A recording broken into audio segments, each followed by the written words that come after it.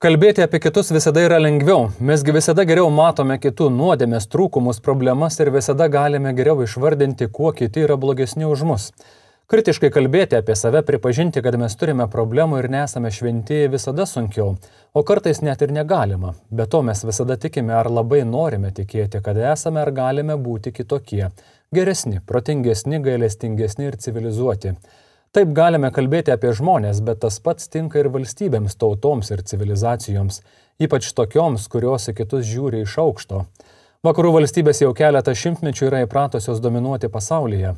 Vakarų civilizacija iš pelenų pakilo 15 amžiuje pradėjusi naujojo pasaulio užkariavimus, tačiau atrodo, kad 21 dominavimas gali baigtis. Nesivelsiu į istorinius ir filosofinius veikalus, tik trumpai apžvelgsiu tai, kas atrodo jau pradeda matytis plika akimi. Žiūrint į tai, kas vyksta pasaulyje, atrodo, kad vakarų pasaulis, Europa ir Jungtinės valstijos išgyvena krizę. Vienose sferose didesnė ir kitose mažesnė.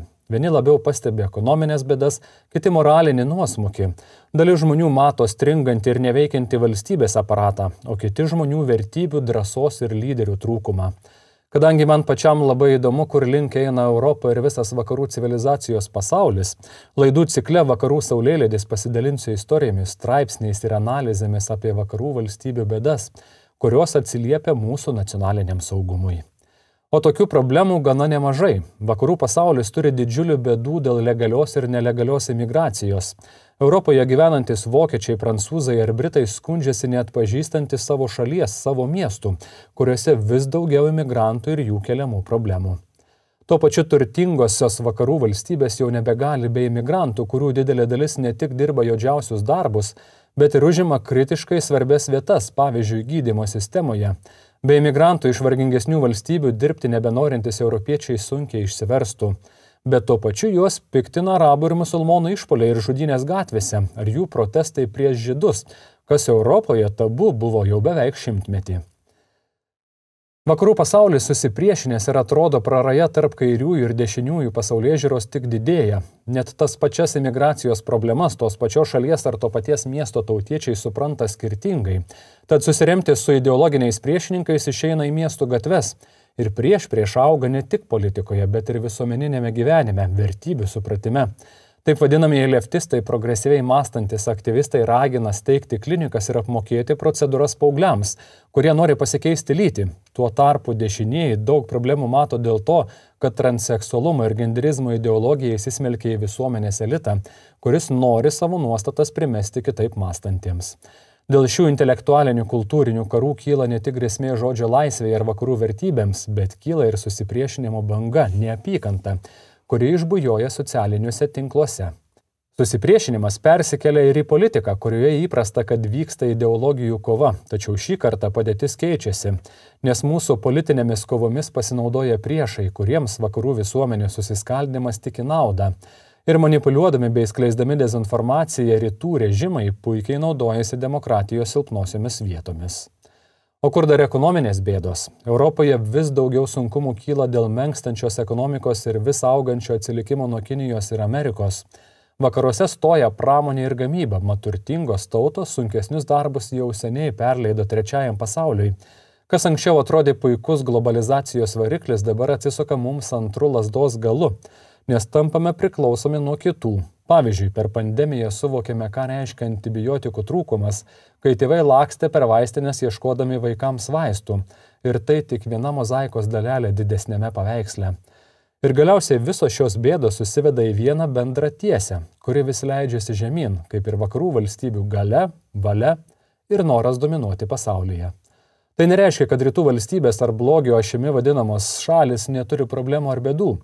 Jos jų tikrai turi, bet apie jas daugiau kalbėsiu laidų cikle Galios balansas. O čia mes kalbėsime daugiau apie mus ir tai, kas aktualiausia mums. Ir pradėsiu pirmąją laidą nuo tragedijos Vokietijoje. Penktadienio vakarą, kaip jau visi žinome, Magdeburge 50-metis pabėgėlis iš Saudo Arabijos automobiliu įvažiavo į kalėdinę mugę ir didžiuliu greičiu važiuodamas nuomota mašina tikslingai traiškė pakeliui pasitaikiusius žmonės. Skaičiai gali keistis, bet kol kas tarnybos praneša, kad vyras užmušė 5 žmonės, tarp kurių ir 9-metis vaikas. Iš viso sužeidė net 200, kai kurie dar iki šiol kovoja dėl savo gyvybės. Iš pradžių atrodė viskas aišku, tai dar vienas džihadistas ėmėsi šventojo darbo – žudyti niekingusius krikščionis. Tačiau vėliau paskelbta informacija atrodo dviprasmiška ir sunkiai suprantama. Talebas Al-Abdul Mohsenas iš Saudo Arabijos į Vokietiją pabėgo prieš 18 metų 2006-aisiais. Jis turi leidimą nuolat gyventi šalyje. 2016-ais jam buvo suteiktas prieglobstis kaip politiškai persekiojamam asmeniui. O prieš 5 metus duotame interviu jis sakė, kad jis būtų nužudytas, jei jis grįžtų į Saudo Arabiją. Nuo 2020 kovo mėnesio jis dirba gydytojų Bernburgo pataisos įstaigoje, kuris skirta priklausomų nusikaltėlių pataisai ir saugumui užtikrinti. Tačiau dėl atostogų ir ligos jis nedirba nuo šių metų spalio pabaigos. Teroristas tyrėjams sakė, kad jo nusikaltimo motyvas buvo nepasitenkinimas tuo, kaip Vokietijoje elgiamasi su pabėgėliais iš Saudo Arabijos. Anksčiau duoti interviu ir jo veikla internete rodo, kad tai islamą atmetęs vyras, kuris vis labiau niekino Vokietijos policijos institucijas ir jautėsi vis labiau persekiojamas. 2019-aisiais duodamas interviu užpuolikas save apibūdino kaip agresyviausią islamo kritiką istorijoje. Jis yra ateistas ir yra paprašęs prieglobsčio Vokietijoje, nes baiminasi persekiojimo kaip netikintis ir kritikuojantis islamą savo gimtojoje šalyje. Jis buvo užsibrėžęs savo misiją parodyti kitiems Saudo Arabijoje persekiojamiems žmonėms kelią į prieglobstį, pavyzdžiui, Vokietijoje arba Australijoje. O penktadienio vakarą prieš pat žudynes jis paskelbė kelis vaizdo įrašus, kuriuose angliškai pasakojo: "Laikau vokiečių tautą atsakingą už Sokrato nužudymą." Kita priežastis, dėl kurios Vokietijos piliečius laikau atsakingus už persekiojimą, kurį patiriu Vokietijoje, yra istorija apie iš mano pašto dėžutės pavogtą USB atmintinę. Atrodo sunkiai suvokiami teiginiai. Tačiau jis vėliau savo vaizdo įraše sako: "Vyriausybė užuot mane gynusi yra nusikaltėlė. Policija yra nusikaltėlė. Šiuo atveju aš laikau atsakingą vokiečių tautą ir Vokietijos piliečius." Šių metų birželį savo paskyroje vokiečių kalba jis paskelbė žinutę: "Mano patirtis rodo, kad Vokietijos policija yra tikroji islamizmo Vokietijoje varomoji jėga. Mano patirtis 7 metai, kai policija paskutinį kartą šių metų kovą naudojo nešvarę taktiką prieš mane ir kitus islamo kritikus, kad sunaikintų mūsų antiislamišką veiklą. Kairieji yra pamišę, mums reikia AfD, kad apsaugotume policiją nuo jų." AfD tai jis turi galvoje partiją Alternatyva Vokietijai. Talebas Al-Abdul Mohsenas buvo įsitikinęs, kad Vokietijos valstybė persekiojo Saudo Arabijos pabėgėlius, siekdama sugriauti jų gyvenimus. Jis paskelbė apie atsakomuosius veiksmus rašydamas: "Užtikrinu jūs 100%, net jei tai kainuos mano gyvybę, Vokietija turės sumokėti didžiulę kainą." Policijai šis Saudo Arabijos pilietis jau buvo žinomas. 2023-aisiais buvo atliktas 50-mečio rizikos vertinimas, bet pareigūnai priėjo prie išvados, kad vyras nekėlė jokio konkretaus pavojaus. O jau po žudynių policijos tyrėjai paskelbė, kad praėjusiais metais svarstė galimybę apklausti Al-Abdul Mohseną kaip potencialo pavojaus šaltinį, tačiau tai matyti neįvyko. Policija nepateikė apie tai jokių detalių, o prokuratūros teigimu Al-Abdul Mohsenas nebuvo tyrėjų dėmesio centre. O tragedijos buvo galima išvengti, jei būtų sureaguota į įspėjamuosius pranešimus. Vokietijos saugumo pareigūnai patvirtino, kad Saudo Arabijos ambasada kelis kartus įspėjo Vokietijos valdžios institucijas apie Al-Abdul Mohseną.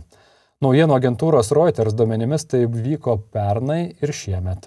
Vyras taip pat buvo žinomas Berlyno teismams. Berlyno prokuratūra buvo pradėjusi bylą prieš užpuoliką dėl piktnaudžiavimo pagalbos skambučiais. Vyriškis buvo kaltinamas tuo, kad šių metų vasario 23 skambino Berlyno policijos pastate esančios priešgaisrinės apsaugos tarnybos pagalbos numeriu, nors nebuvo jokio pavojaus. Kitaip sakant, vyriškis bandė pagazdinti gaisrininkus, todėl teismas jiems skyrė piniginę baudą. Atsakovas pateikė skundą dėl tokio teismo sprendimo ir likus vienai dienai iki išpuolio turėjo atvykti į teismo posėdį. Tačiau jame nepasirodė. Anksčiau vyras taip pat nesėkmingai prašė Kelno prokuratūros atlikti baudžiamąjį tyrimą pabėgėlių pagalbininko atžvilgiu. Tačiau prokuratūra tokius tyrimus atmetė, nes nematė tam pagrindo. Tad po šios informacijos Vokietijos visuomenėje kyla klausimų, kodėl pareigūnai nesustabdė teroristo, jei šis jau ne kartą paskelbė savo grasinimus. Policijos sąjungos federalinis pirmininkas Johanas Kopelke sakė žurnalistams, tai, kad Vokietijos saugumo institucijos gauna informacijos iš užsienio arba kad kai socialinėse tinkluose išsakomi grasinimai, tai nereiškia, kad policija gali viską iš karto apdoroti. Kasdieniam policijos darbui būdinga duomenų apsauga, šaltiniai iš užsienio ir teisinės kliūtis. Panašią nuomonę išreiškė ir Vokietijos policijos profsąjungos pirmininkas Raineris Ventas. Abejotina, ar įspėjimai prieš išpuolį būtų buvę pakankamas pagrindas policijai imtis veiksmų. Policija net negali apsaugoti visuomenės nuo visų islamistų keliamų grėsmių, kurie būtų pasirengę įvykdyti išpuolį. Tam nepakanka personalo pajėgumo, policija šiuo metu neturi tam įgaliojimo, sakė policijos profsąjungos viršininkas. O mažiausiai 5 žmonės nužudęs teroristas greičiausiai nusikaltimą įvykdė visai ne dėl islamistinių arba antiislamistinių įsitikinimų. Pareigūnai spėja, kad psichologinę pagalbą nusikaltėliams teikęs vyriškis pats galėjo turėti psichikos sutrikimų. Nors jis ir skelbėsi esantis antiislamistas ir pabėgėlių pagalbininkas, tačiau ir šie jį laikė nestabiliu. Vokietijos žurnalistai kalbėjosi su keliais aktyvistais, kurie save vadina buvusiais musulmonais. Centrinės buvusių musulmonų tarybos pirmininkė Mina Hadė pranešė, kad vyras į organizaciją kreipėsi maždaug prieš 8 metus paaukojęs 500 eurų. Po kelių dienų jis staiga pareikalavo grąžinti pinigus. Įžeidinėjo ir grasino Ahadį. Tuo metu nujaučiau, kad jis serga psichikos liga. Nusiunčiau jam pinigus atgal ir jį užblokavau, pasakoja pirmininkė. Kitas aktyvistas teigia, aš esu jo draugas, dauguma mano pažįstamų buvusių musulmonų jau seniai jį užblokavo. Jis agitavo prieš juos ir visus, kurie su juo nesutiko, kaltino, kad jie yra agentai. Dėl to ne vienam kilo įtarimų, kad jis gali būti nestabilios psichikos žmogus. Iš karto po teroristinio išpuolio vokiečiams kilo klausimas, kaip pabėgėlis iš Saudo Arabijos sugebėjo patekti į kalėdinę mugę, kurios Vokietijoje po jau ne vieno musulmonų žudikiškų išpuolių yra apsaugotos betoniniais stulpais, užtvaromis ir užkardomis. Ir paaiškėjo, kad užpuolikas į Magdeburgo kalėdinę mugę pateko gelbėjimo tarnyboms skirtu keliu, nes šis nebuvo apsaugotas užtvaromis ir stulpais. Greitosios pagalbos gydytojai ir ugniagesiai gelbėtojai turi turėti galimybę naudoti šiuo maršrutu nelaimingų atsitikimų ar kitų operacijų aikštėje atveju. Po šios tragedijos pareikšti užuojautą suskubo visi Vokietijos politikai ir vėl prasidėjo diskusijos, ką daryti su migrantais, kurių Vokietijoje yra milijonai ir jų daugėja kiekvieną dieną. Mat nors ir paskelbtos sienos kontrolės priemonės, tai yra tikrinamas pasienis, tai nepadeda visiškai susitvarkyti su nelegalia imigracija ir prieglobsčio prašytojais. Ir šioje vietoje vokiečiai mato 2 problemas. Pirmoji religinė. Vokiečiai mato, kad iš musulmoniškų šalių atvykę ekonominiai migrantai, prieglobsčio prašytojai ir pabėgėliai yra aiškiai nusiteikę prieš krikščionybę ir šalyje vis daugėja nusikaltimų prieš protestantiškas ar katalikiškas bažnyčias. Antroji problema – vis daugiau vokiečių tampa imigrantų aukomis, o imigrantai imasi įvairiausių rūšių nusikaltimų, tačiau populiariausi smurtiniai išpuoliai ir apiplėšimai. Pakalbėsime apie abi šias problemas, tačiau pirmiausia apie religinius išpuolius. Po žudynių dalis vokiečių liko pasipiktinę išpuoliu prieš vieną iš Vokietijos krikščionybės simbolių kalėdinę mugę. Štai dienraščio Welt vyriausiasis redaktorius Ulafas Poschartas šį nusikaltimą iš karto susiejo su krikščionybės išniekinimu. Štai ką jis rašo. Kalėdinė mugė vėl tapo mirtino išpuolio taikiniu. Nusikaltimo vietos pasirinkimas siejamas su siekiu paskutinės likusias pasaulietinės krikščionybės vietas paversti traumos ir kančios vietomis. Kada Vokietija pasimokys iš savo klaidų, klausė redaktorius. Pateikiu keletą jo vedamojo straipsnių ištraukų.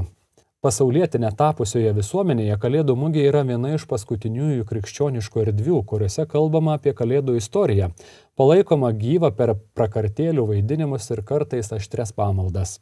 Bent jau tai buvo. Jei kasdien į darbą važiuosite dabar pro Kalėdinę mugę, pravažiuosite pro griežto saugumo zoną su koviniais stulpais ir uždarytais privažiavimo keliais. Tai didžiausios grėsmės šiai kadaise idiliškai vietai simboliai. Grubioje Berlyno kalboje jie dar vadinami Merkel stulpais, kanclerės, kuri suskaldė ir pribloškė šalį savo pabėgėlių politiką ir kuri norėjo, ji to ar nenorėjo, padarė politinę partiją AfD didelę ir radikalę. Išpuolis prieš Kalėdinę mugę – tai išpuolis prieš vieną iš paskutiniųjų populiarių krikščionybės simbolių bailioje visuomenėje, kurioje oportunistai ir savanaudžiai mieliau visą tai vadina žiemos turgumi ir kurioje viskopai kartais ragina nuimti kryžius nuo bažnyčių, kad nesuerzintų musulmonų. Po siaubingo išpuolio Kalėdinė mugė prarado savo nekaltumą. Po siaubingo išpuolio Magdeburge kiekviena šeima 2 kart pagalvos, ar reikia eiti į Kalėdinę mugę. Kad ir kokie būtų nusikaltėlio Saudo Arabijos gydytojo motyvai, kad ir koks psichiškai nesveikas ir sutrikęs jis būtų buvęs, nusikaltimo vietos pasirinkimas susijęs su noru paskutinės nepažeistas krikščionybės vietas paversti traumos ir kančios vietomis. Neapykanta kito tikėjimo žmonėms yra vis dėlto neapykanta. Metai iš metų krikščionys persekiojami visame pasaulyje, bet regis niekam tai nerūpi. Krikščionių persekiojimas didėja visame pasaulyje, jau gėdinga gynybinė kalėdinių mugių apsauga stulpais ir kelio užtvaromis aiškiai rodo, kad Vokietija ne tik prarado savo sienų ir to, kas čia gyvena kontrolę, bet ir aklai bėga į nelaimę savo šalies viduje. Lygiai taip pat mažai kalbama apie katastrofiškus Angelos Merkel migracijos politikos padarinius ir apie tas visuomenės dalis, kurios, kaip ir arabo nusikaltėlis Magdeburge, akivaizdžiai nesusitaikė su jį dosniai priėmusią visuomenę. Mes taip pat prisimename, kad Bundestago ekonomikos komitetas posėdžiauja ES parlamentų frakcijų salėje, o žaliųjų politikas Maikas Aubendorfas kritikuoja tai, kad ten kabo kryžius. Laiške Bundestago pirmininkui jis ragina įrengti religiškai neutralią posėdžių salę. O Vokietijos žiniasklaida skaičiuoja ir daugiau išpuolių prieš krikščionis, krikščionybę ir bažnyčią. Antikrikščioniškų nusikaltimų daugėja, tačiau nusikaltimų ir neapykantos prieš krikščionis analizė ir registravimas šioje šalyje yra nepakankamas. Vien per pastarąsias kelias savaitės įvyko nemažai antikrikščioniškų išpuolių. Pavyzdžiui, 2 bažnyčiose buvo sudaužytos, suplėšytos ar sugadintos religinės knygos, Velykų žvakė ir keletas altoriaus reikmenų. Tuo pat metu vienoje Diulmeno bažnyčioje buvo išlaužtos kelios aukų dėžutės, sunaikintos maldaknygės ir paliktos žmonių išmatos. Nesvarbu, ar tuštinamas ant altoriaus, ar šlapinamas ant kryžiaus, tokie veiksmai yra atgrasus antikrikščioniški nusikaltimai. Tačiau šie nusikaltimai paprastai neįtraukiami į kriminalinės policijos visoje šalyje skelbiamą antikrikščioniškų nusikaltimų statistiką. Antikrikščioniški nusikaltimai ten patenka tik tuo atveju, jei yra politiškai motyvuoti. Tačiau kodėl neapykanta religijai turėtų turėti išimtinai politinės priežastis? Vokietijos žiniasklaidoje keliamas klausimas, kodėl reikėtų neapykantą krikščionims vertinti švelniau nei neapykantą musulmonams ir kitiems kitataučiams. Vokietijoje jau seniai sukurtas pranešimo centrų, fondų, pusiau vyriausybinių kovos su diskriminacija stebėtojų ir nevyriausybinių organizacijų tinklas skirtas visoms galimoms priešiškumo formoms. Tačiau šios organizacijos dažniausiai ignoruoja neapykantą krikščionims. Sparčiai didėjantis prieš krikščionis nukreiptų neapykantos nusikaltimų skaičius rodo, kaip vėluojama keisti kursą. Pernai ir užpernai prieš krikščionis nukreiptų neapykantos nusikaltimų skaičius Vokietijoje išaugo 105% iki 277 atvejų. Vokietijoje šis skaičius padidėjo labiausiai Europoje. Nusikaltimai sviravo nuo neapykantų šūkių užpurkštų ant bažnyčių iki gatvės misionierių sumušimų ir padegimų. Pavyzdžiui, vos prieš kelias dienas Brėmene buvo sudegintas Evangelikos socialinės pagalbos organizacijos pastatas. Šiuo atveju nusikaltėliai iš tiesų turėjo politinių motyvų. Kairieji ekstremistai kairiųjų radikalų interneto platformoje prisipažino, kad norėjo pakenkti teologiškai ir seksualiai etiškai konservatyviems evangelikams, nes jie matai atmetė abortus ir homoseksualumą. Tačiau iš tikrųjų nusikaltimų skaičius yra daug didesnis. Buvo apklausti kriminalinės policijos biurai apie nusikaltimus prieš bažnyčias ir bažnyčiose, kurių aiškių politinių motyvų nenustatyta. Jų skaičius pernai buvo apie 2000, tikėtina, kad į juos įeina yra politiškų nereligingų asmenų padaryti nusikaltimai, tačiau apie šių nusikaltimų vykdytojų žinoma stebėtina mažai. O kartais atrodo, tarsi pareigūnai nenorėtų apie juos žinoti iš viso nieko. Prieš daugelį metų Vokietijos vyskupų konferencijos nariai skundėsi, kad 90% visų išpuolių prieš bažnyčias atvejų tyrimai buvo atliekami tik dėl žalos turtui. Tyrimo metu dažnai nepastebėta ideologinio fono požymių. Kodėl policijos pareigūnai nesinaudoja visomis turimomis priemonėmis, kad surastų nusikaltėlius, o mokslininkai nesima visų priemonių, kad ištirtų kokią reikšmę turi antikrikščioniškos nuotaikos. Ir kokio profilio paprastai būna šitie nusikaltėliai? Akivaizdu, kad čia esama žinių spragų, kurios yra mažesnės antisemitinio ar antimusulmoniško smurto atveju. Tikriausiai ir todėl, kad valstybės saugumas paprastai tyria išpuolius prieš sinagogas ar mečetes, bet ne išpuolius prieš bažnyčias. Be to kalbama ne tik apie nusikalstamas veikas, bet ir apie subtilesnę agresiją, apie diskriminaciją, kurios baudžiamoji atsakomybė gali būti ginčytina. Pavyzdžiui, krikščionys, iš kurių tyčiojamasi per universitetuose vykstančius seminarus, nes jie prisistato esą krikščionys, arba tikintieji, kurie, kaip spėjama, netenka darbo, nes išpažįsta savo įsitikinimus. Vokietijos žiniasklaidoje krikščionys skundžiasi, kad jie savo šalyje po truputį tampa atstumtaisiais ar užmirštaisiais, iš kurių gali tyčiotis atvykę kitataučiai ir kitų religijų žmonės. Krikščionys skundžiasi, kad nusikaltimai prieš juos nefiksuojami, tačiau yra daug nevyriausybinių organizacijų, kurios kruopščiai fiksuoja antiislamizmo ar antisemitizmo atvejus. Ir tai rodo skaičiai. Pernai neapykantos nusikaltimų prieš žydus užfiksuota 9 000, o prieš musulmonus apie 6 000, kai tuo tarpu prieš krikščionis, kaip jau minėjome, tik tai beveik 300, nors iš tikrųjų priskaičiuojama, kad galėtų būti ir 2000. Tiesa, reikia pripažinti, kad Vokietijoje, kur krikščionybė sparčiai nyksta, daug svarbesni tampa nusikaltimai, kuriuos vykdo imigrantai. Žinoma, daugiausiai atgarsių sulaukia žudynės, kur musulmonai šaukdami Allah Akbar puola praeivius su peiliu ar mačete. Ir štai keletas jų sukrėtusių visą Vokietiją. Paskutinę šių metų pavasario dieną Manheime turgaus aikštėje afganistanietis pabėgėlis Suleimanas peiliu užpuola islamo religijos kritiką, vokietį Michaelį Sturzenbergerį ir sunkiai jį sužeidžia. Netoliese buvo policijos pareigūnas, kuris nelieka abejingas ir puola į pagalbą tautiečiui, tačiau afganistanietis smeigia peiliu policininką į kaklą. Pareigūnas miršta praktiškai ant kolegų rankų, o islamo gynėjas keliauja į kalėjimą. Praeina porą savaičių ir Frankfurte prie Maino kitas afganistanietis peiliu subado savo tautietį. Negana to, jis tada perbėga per gyvenamąjį rajoną ir peiliu sužaloja 2 vyrus ir moterį. Policija jį nušauna ir vyras miršta. Šie incidentai sukrėtė šalį, vėl išpuoliai peiliu, vėl įvykdyti žmonių, kurie pabėgo iš karo zonų ir Vokietijoje rado naujus taikius namus ir kurie vėliau patys tapo grėsme visuomenės saugumui. Smurtinių nusikaltimų toliau daugėja, Vokietijos paso neturinčių asmenų statistikoje gerokai per daug. Niekas nebekalba apie pavienius atvejus. Na, o bendruomenėje, kurioje gyvena 12 000 gyventojų ir kuri vykdyta žmogžudystė, gilus šokas. Kodėl afganistanietis nužudė savo tautietį? Ar jis buvo apsvaigęs nuo narkotikų, ar nusikaltimas turėjo politinių motyvų?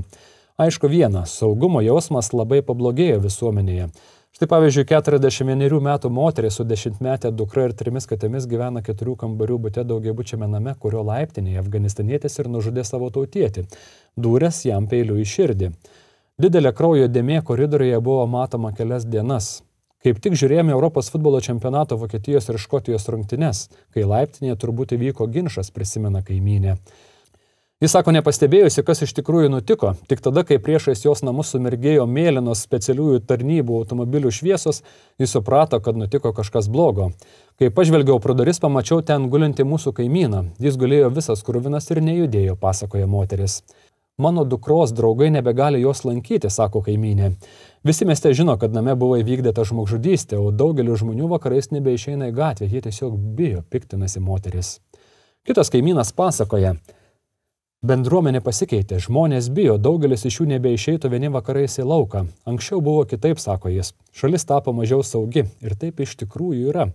Policijos nusikalstamumo statistikos duomenimis praėjusiais metais užregistruoti 214 000 smurtinių nusikaltimų. Tai didžiausias skaičius nuo 2007 metų.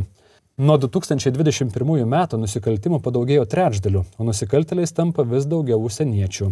2022-aisiais iš viso užregistruoti 69 000 įtariamųjų, kurie buvo ne vokiečiai, įvykdė smurtinius nusikaltimus. Praėjusiais metais šis skaičius padidėjo 14,5% iki beveik 80 000. Na, o federalinio kriminalinės policijos biuro duomenimis pastaruoju metu Vokietijoje smarkiai išaugo išpuolių naudojant peilį skaičius nuo 10 000 20 metais iki 26 000 vien per pernykščius metus. Daugiausiai gyventojų turinčioje Šiaurės Reino-Vestfalijos federalinėje žemėje šis skaičius per 12 mėnesių išaugo net 45%. Potsdame vykusioje konferencijoje vidaus reikalų ministrai paragino vyriausybę išnagrinėti galimybę išplėsti griežtesnę ginklų kontrolę. Jie norėtų, kad policija atsitiktinė tvarka tikrintų žmonės, ar jie nesinešioja peilių zonose, kur draudžiama juos turėti, ypač traukinių stotise ir pačiose traukiniuose. Nuo Federalinės policijos sąjungos pirmininko pavaduotojas Manuelis Ostermanas įsitikinęs, kad valstybėje kol kas per mažos bausmės, trūksta įstatymų, kurie atbaidytų nusikaltėlius nuo švaistymosi peiliu. Turime didžiulę problemą, sako jis. Jis mano, kad politikų siūlymai nėra pakankamai griežti ir net apsaugos statusą turintys žmonės turėtų palikti mūsų šalį. Jie tampa grėsme gyvybė ir sveikatai, sako pareigūnas. Už nusikaltimus turi būti taikomas daug drastiškesnės pasekmės. Potencialiems nusikaltėliams iš pat pradžių turi būti aišku viena, kad teisinė valstybė Vokietijoje egzistuoja, sako Ostermanas. Ir iš tikrųjų statistika patvirtina pareigūnų žodžius. Vokietijoje smurtiniai nusikaltimai pasiekia aukščiausią lygį per 15 metų. Taip pat labai išaugo vagysčių su įsilaužimu skaičius. Nustatyta kiek daugiau nei 2 milijonai įtariamųjų ir beveik pusė visų įtariamųjų dabar neturi Vokietijos paso. Imigrantų, kurie įtariami padarė nusikaltimus skaičius išaugo beveik 20%, jei lygintume su 2022-aisiais. Kalbant apie smurtinius nusikaltimus, ypač padaugėjo plėšimų. Taip pat užfiksuota gerokai daugiau užpuolimų peiliu. Tai apima nusikaltimus, kai grasinama užpulti arba užpuolimas iš tiesų įvykdomas. Šiek tiek padaugėjo tyčinių ir netyčinių nužudimų, seksualinės prievartos ir ypač sunkių seksualinių prievartavimų. Prieš metus vidaus reikalų ministrė pabrėžė, kad smurto didėjimo tendencija jai kelia nerimą. Mūsų visuomenė iš tikrųjų daugiau smurto, tvirtino ministrė. Na, o statistika rodo, kad smurto veiksniai yra dabartinė migracijos situacija ir plati pabėgėlių imigracija. Tarp 190 įtariamųjų, kurie kaltinami smurtiniais nusikaltimais, daugiau nei pusė yra imigrantai ir nevokiečiai. Maždaug trečdalį visų nusikaltimų sudaro vagystės, ypač padaugėjo įsilaužimai į butus ir namus, nes pavyzdžiui po koronos pandemijos vėl nusikaltėliai gali laisvai keliauti. Todėl įsilaužimų skaičius išaugo beveik 20%. Na, o daugiausiai nusikaltimų užfiksuota Berlyne. Ten net 35% augo nusikaltimai. Kiekvienais metais, skelbiant statistiką, dalis mokslininkų ir psichologų bando žmonės raminti. Esą imigrantai nekelia tokio didelio pavojaus, kaip gali atrodyti. Esą labiau kalta ksenofobija, svetimšalių baimė, nes mes esame linkę išpūsti dalykus, kurie mus gazdina. Negana to, dalis nevyriausybinių organizacijų tyrėjų tikina, kad migrantai dažniau tampa aukomis nei patys vokiečiai. Bet federalinės kriminalinės policijos tarnybos duomenys verčia tuo abejoti. Nusikalstamumo statistika atskleidžia kitokį vaizdą. Atvirkščiai, smurtą tarp imigrantų ir Vokietijos piliečių daugiausiai vykdo pirmieji, kaip matyti iš neseniai paskelbtos padėties ataskaitos nusikalstamumas imigracijos kontekste. Nuo 2016 kriminalinė policija remdamėsi šiomis analizėmis bando atskirai registruoti tuos užsieniečius, kurie pastaraisiais metais į šalį atvyko kaip prieglobsčio prašytojai. Ataskaitoje nustatyta, kad 2022 metų duomenimis, kur registruojami sunkus nusikaltimai, nužudimai ir netyčiniai nužudimai, 258 vokiečiai tapo nusikaltimo, kuriame dalyvavo bent vienas įtariamasis imigrantas auka. Iš jų 38 žmonės buvo nužudyti. Tuo tarpu pernai šioje srityje 89 imigrantai tapo nusikaltimo, kuriuose dalyvavo bent vienas vokietis aukomis, iš jų 5 žmonės buvo nužudyti.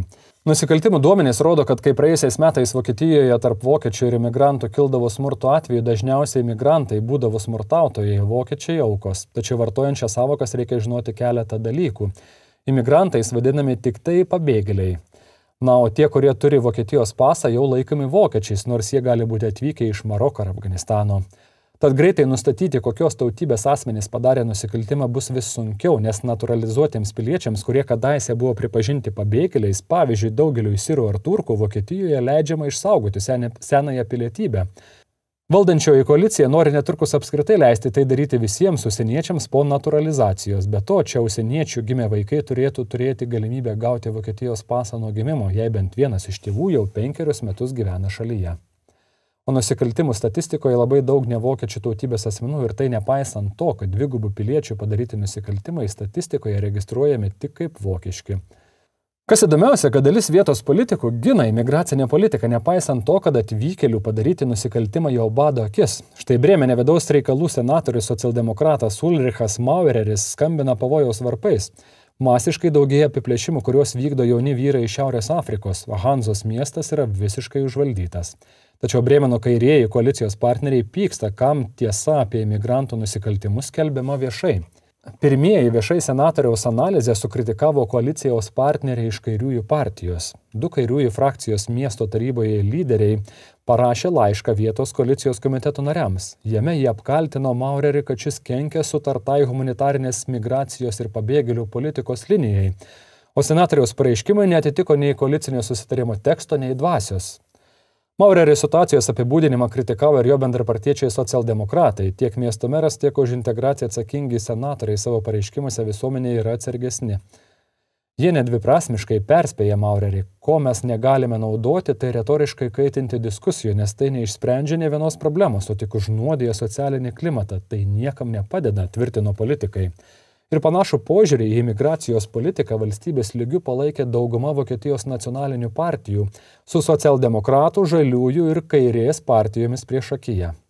Labai gerai valdančiųjų politikų aklumą atskleidžia musulmonų užvaldyto Berlyno Neuköllno rajono integracijos komisarė Guner Balzi, Turkijos migrantų dukra, kuri dabar yra no-go zona vadinamo Neuköllno mikrorajono integracijos pareigūnė. Ji teigia, kad Vokietija, kalbant apie integraciją, patiria nesėkmę daugelį sričių. Tai susiję ir su pagrindinė klaida, kurią daro tokie politikai kaip Angela Merkel. Jos požiūris į migraciją neturi nieko bendra su realia patirtimi. Ir Vokietijos žurnalistai pakalbino ją apie politikų klaidas. Pateikiu keletą svarbiausių jos minčių iš šio interviu. Pone Balzi, Berlyno policijos viršininkė neseniai įspėjo žydus ir homoseksualus, kad jie nebėra saugus kai kurių miesto dalių gatvėse. Ar tai sąžininga, o gal gėdinga? Mane šis momentas nudžiugino, tikina pareigūnė, nes jis pripažino realybę. Svarbu, kad politikos ir policijos atstovai praneštų piliečiams, jog jie mato, kas iš tikrųjų vyksta. Be to, tai visada yra pirmas žingsnis link pagerėjimo. Kartu dėja tiesa ir tai, kad 20 metų įspėjome apie šį pokytį, tačiau nieko neįvyko. Žurnalistai klausia, ne kartą atkreipėte dėmesį į tai, kad Neuköllne ir kitose vietose formuojasi paralelinė musulmonų visuomenė ir kokia tai didelė islamizmo grėsmė. Kodėl anksčiau nesėmėte ryžtingiau to daryti? Ilgą laiką niekas nesidomėjo tuo, kas vyksta tam tikrose sluoksniuose, nes daugumos žmonių gyvenimui tai neturėjo įtakos. Daugiausia buvo paveikti patys migrantai. Tai pasikeitė, kai prasidėjo bumas tam tikrose vidiniuose miesto rajonuose, kuriuose dominavo migrantai. Jauni kūrybingi žmonės taiga atsidūrė konservatyviuose musulmoniškose rajonuose tarp žmonių, kurie į žmoniją žiūri skirtingai. Atvykusių iš visuomenių, kuriuose žmonės ne tik nelaisvi, bet ir patiria didžiausią smurtą. Kai su juo susidurite ant savo namų slenksčio, nebegalite jo tiesiog išvengti. Šiandien žmonės man atvirai sako, kad nebenori leisti savo vaikų į Neuköllno mokyklas. Skaičiai taip pat aiškus. Berlyne musulmoniškose rajonuose padaugėjo homofobinio, antisemitinio ir moterų smurto atvejų. Ta pati be abejo galima pasakyti ir apie kitas vietovės. Integracijos pareigūnė negaili aštrios kritikos ir buvusiai kancleriai Angelai Merkel. Jis sako, Merkel turėjo požiūrį į migraciją, kuris rodė, kad jie apskritai neturi realios patirties. Kai kurie žmonės jai aiškino, kad bet kokia islamo asociacijų kritika paprastai tariant yra rasizmas.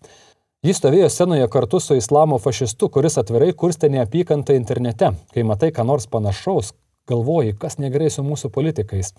Kaip gali būti, kad jie nepripažįsta tokių dalykų? Iš rasistų ir antisemitų daromas folkloras, nes jie turi tamsius plaukus. Žurnalistai klausia, ar dabar politikų mąstymas nesikeičia. Nepakankamai, sako Balzi.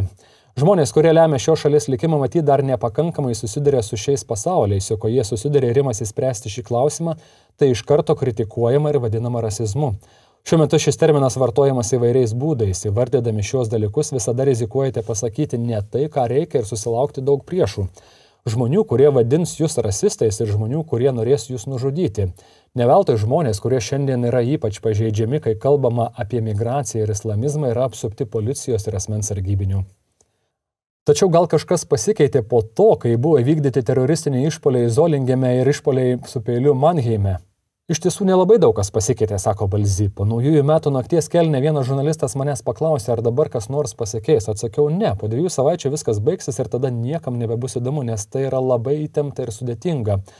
Kodėl šie imigrantų vaikinai tokie? Kas juos verčia medžioti moteris, prievartauti jas gatvėje ir viešose vietose? Šie debatai dar nesibaigė. Vietoje to dabar turime politikų, kurie turi idėją pasiūlyti atskirus skyrius metro skirtus tik moterims. Tai beprotiška. Mes visiškai žlungame daugelį sričių, kuriuose turime galimybę daryti įtaką. Kur konkrečiai tai būtų, klausė žurnalistai.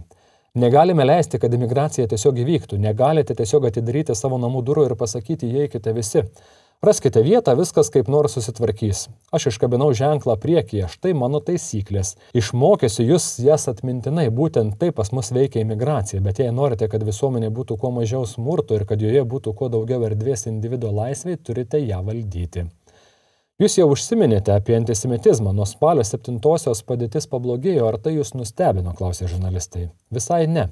Visose arabiškai kalbančiose šalise visada buvo žmonių, kurie entuziastingai pasisakė už diktatūrą ir smurtą prieš mažumas ir tapatybę formuojantį krikštolinį antisemitizmą.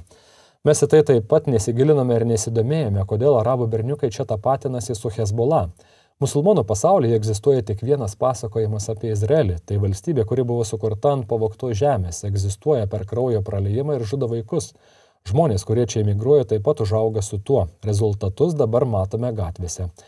Ir tai yra pasaulėžiūra, kuri taip pat puikiai dera su kairiųjų ideologijomis. Kas turi nutikti, kad Vokietijos visuomenėje įvyktų kažkas panašaus į sukrėtimą ir paskatintų visus padarius žmonės tuo pasipiktinti, tvirtino pareigūnė. Tačiau daugeliui viena absurdiškiausių sąjungų yra arabų antisemitų ir Vokietijos kairiųjų alijansas. Tai galima pastebėti ir Berlyne. Kaip jūs tai paaiškintumėte? Kairieji man visada reiškia požiūrį į visuomenę, kuris siekia teisingumo visiems, teisingumo švietimo srityje, lygių teisių. Pro Hamas demonstracijose dalis žmonių save vadina kairiaisiais. Man tai yra ideologiškai ekstremistiška. Tai yra žmonės kupini neapykantos palaikantis smurtą ir norintis visuomenės, kurioje jie patys neišgyventų. Pusnogės moteris ryškiaspalviais plaukais bėga paskui juodai prisidengusias moteris, kurios įnirtingai arabiškai šaukia mirti žydams. Vokietijos kairieji nieko nesupranta, bet jiems tai nerūpi. Jie žygiuoja greta Hitlerio draugų, nes ši nuostabi visuomenė suteikia jiems galimybę išsiugdyti savo individualumą su nosies žiedu ir pilvo auskaru. Jie atkakliai sėdi be liemenėlių prie baseino ir mano, kad išrado laisvąjį pasaulį. Taip mąstančių žmonių, kaip ši integracijos pareigūnė Vokietijoje yra ne vienas ir ne du. Tik šie žmonės dažniausiai balsuoja už partiją Alternatyva Vokietijai, AfD, kuri aiškiai ir atvirai pasisako prieš nekontroliuojamą imigraciją. Bėda tik ta, kad AfD yra ir atvirai prorusiška partija, kuri reiškia simpatijas Putino režimui, svajoja apie vieningą Europą vadovaujant Maskvai ir skelbia esanti už taiką Ukrainos kare. Vietiniams visada svarbiausia savi reikalai ir savos bėdos esančios šalia, tad ir imigracijos klausimas vokiečiams svarbesnis nei karas Ukrainoje. Tad po kelių mėnesių vyksiantis Bundestago rinkimai parodys, kiek žmonės užkniso imigraciją. Kitų partijų politikai irgi reaguoja ir ketina stabdyti imigraciją, kaip pavyzdžiui pasisako Vokietijos krikščionys demokratai. Tačiau ar vokiečiai patikės tą partiją, kurios buvusi kanclerė Angela Merkel ir užverė šią peklą, paskelbusi, kad visi imigrantai laukiami Vokietijoje. Ypač sunku kitoms partijoms bus po to, kai pabėgėlių surengiami terorizmo aktai vis pasikartoja, o turtingiausias pasaulio žmogus Elonas Muskas atvirai išreiškia paramą AfD partijai ir ragina atsistatydinti socialdemokratų kanclerį Olafą Šolcą. Tiek šį kartą apie migraciją Vokietijoje, o apie kitas migracijos problemas vakarų Europoje ir politinės partijas, kurios nesugeba spręsti šių problemų, atiduodamos kozirius į prorusiškų partijų rankas, tikrai dar bus progų pakalbėti kitose laidose. Ačiū, kad klausėte.